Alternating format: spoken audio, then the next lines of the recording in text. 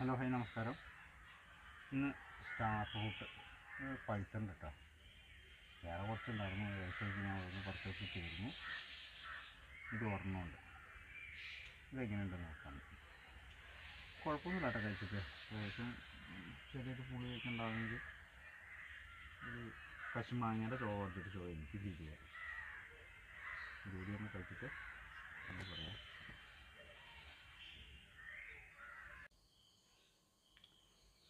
ഇതാണ് star fruit. ഇങ്ങനെ cut ചെയ്യുമ്പോൾ സ്റ്റാറായിട്ട് വന്നതുകൊണ്ടാണ് സ്റ്റാർ ഫ്രൂട്ട് എന്ന് പറഞ്ഞത്.